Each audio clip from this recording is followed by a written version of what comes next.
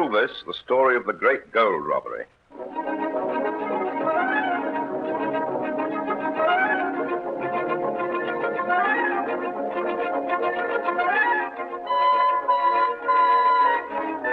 On the night of May the 15th, 1855, gold coins and bars were delivered in 3 iron-bound boxes to London Bridge Station to be dispatched by the South Eastern Railway to the continent.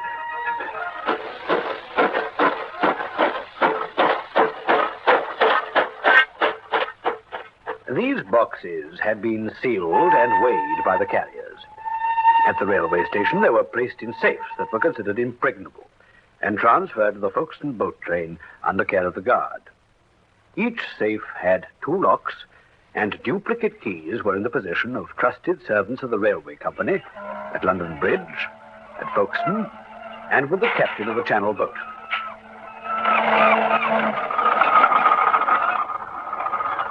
At Boulogne, the safes were opened, and as a matter of routine, the boxes were weighed before being sent on to Paris. I cannot understand it. This number 2 case, it weighs 40 pounds less than it should do, according to the paper. Maybe they make a mistake in London. What about the other boxes? They weigh about the same, except for the 4th box. That weighs a little more. There must be something wrong with their scales in London. Anyway, they are sealed up all right. What had we better do? Send them on to Paris.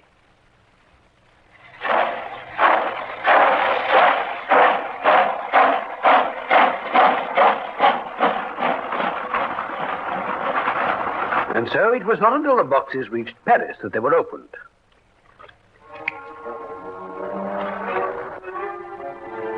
What's this? Look, not gold. Bags and bags of lead shot.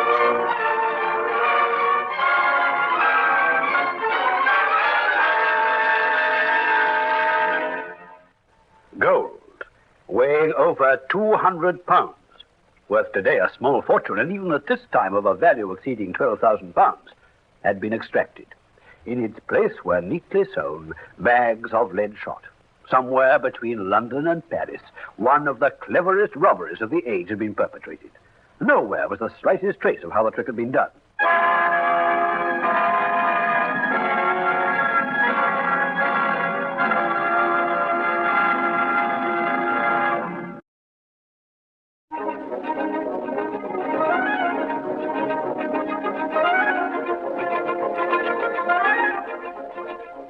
A full 6 months had passed, and still the search went on.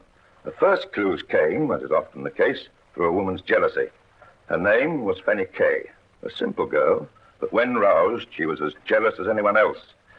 She was in a fine state of temper when she came to see the police. I've come for my rights. That's what I've come for. Now, calm yourself, ma'am, calm yourself. Now, tell us how we can help you. I've been robbed. Robbed of my money, which is my due. Who's robbed you and how? He's not only robbed me, he's robbed me man as well as my child. Yes, but who has robbed you? Pierce, his name is. William Pierce. Where does he live? Where I live. I lodge with his mother. Now, suppose you tell me your story quietly and calmly, and we'll see how we can help you. All right, then. I'll tell you the story. It began this way. Well, first you better know that my man is Edward Agar. A forger? He's no forger. He was sentenced to 7 years at the Old Bailey for forgery less than 2 months past. Sentenced he was, but forgery he did not do. It was Jim, the penman. Is it he who has robbed you? Not Jim. Then who has robbed you? Pierce. He was a friend of my man. And when Ted was arrested for the forgery and put in jail, Pierce was to look after me. He took me and my child to live with his mother. And my child and I have lived in his charity these past 2 months. At least I thought it was charity until I heard from Ted. You've had a letter from him? More than that, I've seen him. He'd given Pierce the care of £7,000 of his money, and Pierce, what's he given me? £1 a week is charity. £7,000? Mr. Agar must have found crime a profitable occupation. But it's my money. Well, that remains to be seen. Well, it's not Pierce's money. Oh, yes, there I agree with you. The question is, where did Mr. Agar get £7,000? I think I'll have a little talk with Mr. Agar. This did not lead very far, for Agar was keeping his mouth shut. He'd been arrested for forgery and convicted. That much the police had against him, but there was no reason to connect him with the great gold robbery. True, he had £7,000, but that was not in gold. The mystery seemed as deep as ever until... You wanted to see Roberts, one of the porters, sir? That's right. Is he on duty? Yes, sir. But I don't understand.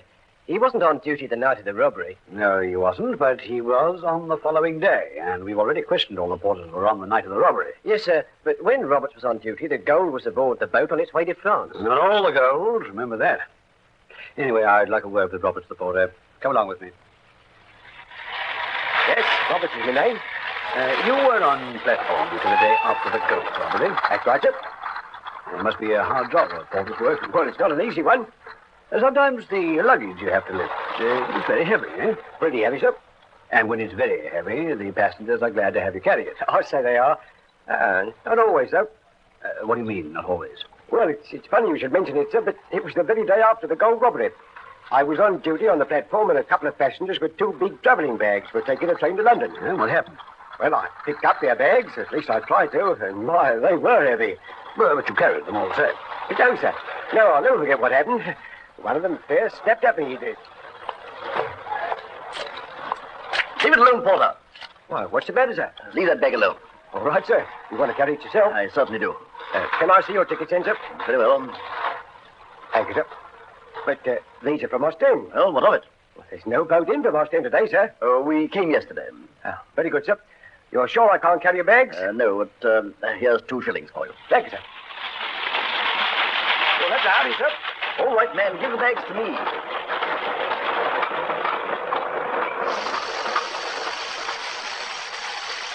That's the last I saw of him, sir. But not the last you'll ever see, I think. Roberts, you're coming to London with me. You're going to Newgate Prison. Why, what have I done? You haven't done anything, but you can help us a great deal.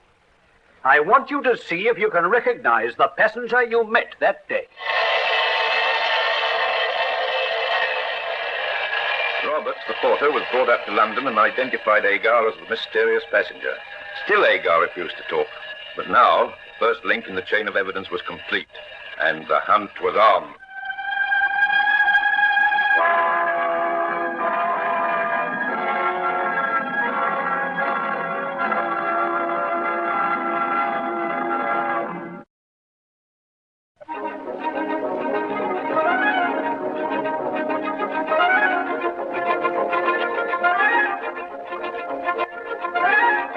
With Agar identified as one of the criminals behind the gold robbery, the police now went over the ground all over again. They brought in Burgess, the railway guard, and confronted with Agar, Burgess broke down. One by one, the clues were followed up until at last the full diabolical story was revealed. Listen now to how this crime, almost the perfect crime, was carried out. To tell the full story, we'll have to go back not 6 months to the actual robbery, but fully 18 months. For over a year of planning went into this famous crime.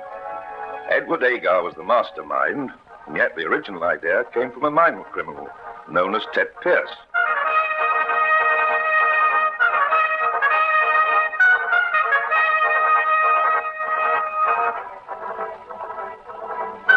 Now, here's the idea. As you may know, before I went to work for a bookmaker, I was employed as a ticket printer by the South Eastern Railway. Yes, I know that. Well, now, in my work at the station, I've often seen consignments of gold on their way from London to the continent. And I remember that it wasn't £100 or even £1,000, but more, much more. Enough money for a man or several men to retire on for life. Provided they don't spend the remainder of their lives in prison for attempted robbery. Anyone clever enough to steal the gold should be clever enough to keep it. And how would they go about it? Well, I'm not that clever. If I was, I wouldn't have to come to you. But I'll tell you one thing. If anyone is to steal the gold, it must be done in such a way that the police can never find out exactly where it was taken. What do you mean, man? Well, it travels from London to Paris, or wherever it's going, in sealed boxes, iron boxes. They're locked. Then we'd have to get the key to the boxes. Not only that, but the key to the safe in which they keep the boxes. Yeah, but they must be kept in more than one safe. There's a safe on the train, safe on the station, and one on the boat. And where do you think our best chance would be? On the train. It's a mad idea. I'll have no part of it. Still, it might be worth looking into. And look into it he did. Agar went down to Folkestone for the day, found out that at least one of the keys must be kept there, for the station master at Folkestone had the responsibility for unlocking the safe on the train. He was a patient man, was Agar, stayed at Folkestone for over a fortnight, and managed to make friends with a number of people who worked for the railway. Mr. Agar, I've some news for you. You got the key? No, but it's lost. Well, how does that help us? Well, they've ordered a new key for the bullion boxes. They're changing the locks, and by next week they'll all be altered. And what about the new key? It'll be brought to our offices by the locksmith, and it's my job to turn it over to the station master. And he gives it to the bank? That's right, sir. How long will you have it? Oh, only a few hours. Less by right, sir. I daren't take any risk. Do you know a pub near the station? Well, there's the place where I have my lunch. It's called the Blue Boar. At what time of the day do you think the key will be brought to you? That I can't say. Probably the morning, sir. Sometime next week. All right, then. Each morning you'll find me in the Blue Boar. If the locksmith comes in, bring the key to me as quickly as possible. All right, sir, but I daren't take a risk. For 4 days, Agar waited in the bar of the Blue Boar. Then his patience was rewarded. Here it is, Mr. Agar. Now, good. Give it me. Shh, let it leave my hands. Give it me. All right, then, but take care. Is there somewhere I can wash my hands? Oh, yes, sir. Just across the back of the bar. Oh, thank you. Come with me, Tester.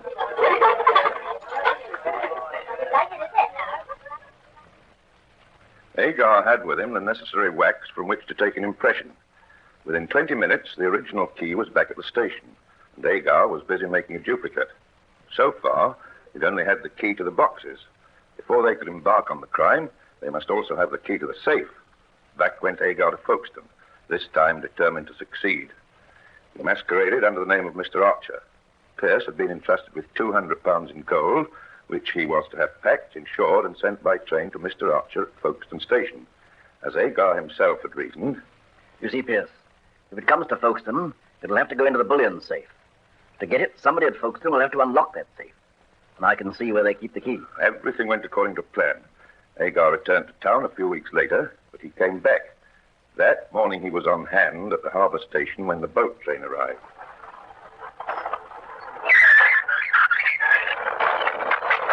To use his own words as evidence of the trial, Agar waited amid the stir and confusion while passengers and luggage were being embarked on the boat. And then, I saw the station master leave the railway office. I tried the door. It was unlocked. I entered and went over to the cupboard and took out the keys. I took an impression of the key I wanted and put it back in the cupboard. I went back onto the platform.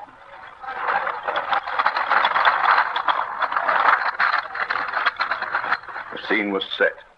Now came the question of trying it out. There were frequent consultations between the conspirators.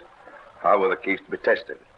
Agar, who was little disposed to leave anything to chance, resolved on the expedient of himself accompanying Burgess to the van and trying them. This was a daring move, for the risk of discovery of a stranger being seen entering or leaving the guard's van must have been great. Yet it was done not once, but 7 or 8 times. The keys had to be altered again and again ere they could be made to fit. Persistence was at last rewarded, and the safe was opened.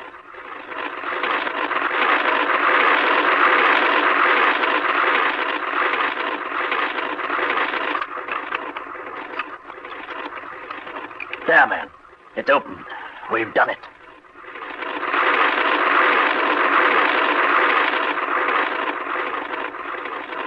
A lesser man might have been tempted to take what could be got with his confederates, to have made off with the loot and taken the chance of evading pursuit and capture. Not so Agar. He was playing for big stakes. And having got so far, he did not intend to risk the fortune that was in sight, nor do anything that might jeopardize his chances of what the modern crook calls a clean getaway. He closed and locked the safe. He could have afforded to wait. The next thing we must do is to guard against discovery. What do you plan? We must get some lead shot. We can get it near Waterloo. All this must be brought up to my house at Shepherd's Bush.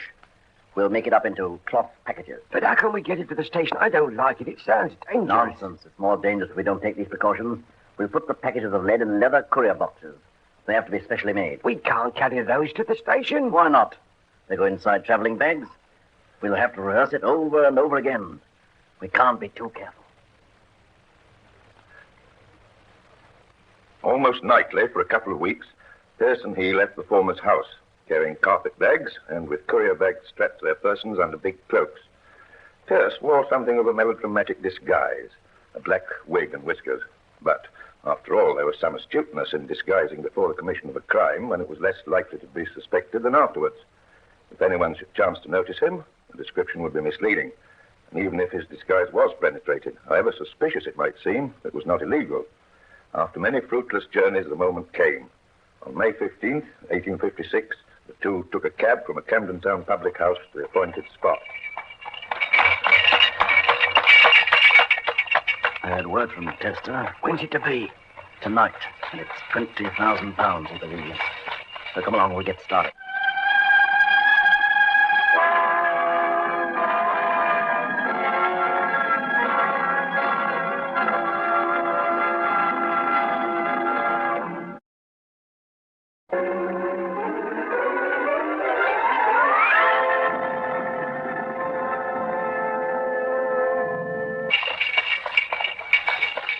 Hagar and Pierce drove up to the station and descended. 2 first-class tickets to Dover were taken, and the carpet bags handed to a porter. No doubt he was little surprised at their weight, to be placed in the guard's van. Then Pierce took a seat in the first-class compartment, and Hagar strolled up and down the platform, alert for an opportunity to slip unobserved into Burgess's van.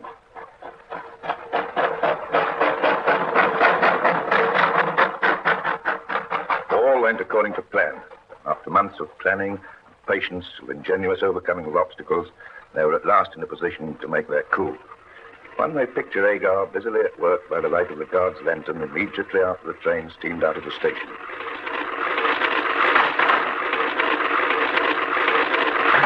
There now. Up with the boxes. Let me help you. You got the tools? Hammer, pincers, chisels, wedges? Yes, all here. Right. What's in that bag? Seals, wax and tapers. Remember, the boxes must be done up so that nobody will know they've been tampered with.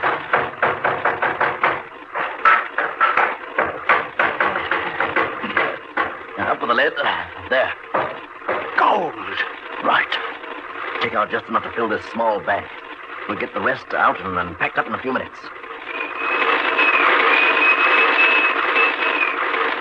Scarcely had this part of the work been finished when the train drew up at Red Hill.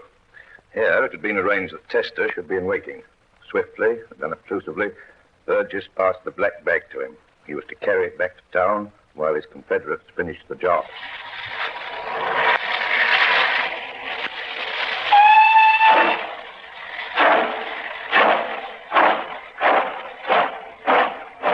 Both Hagar and Pierce remained in Burgess's van and went on to Dover, which they reached at 11 at night.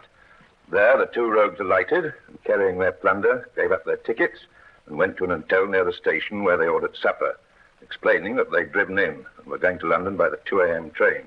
The rest you know.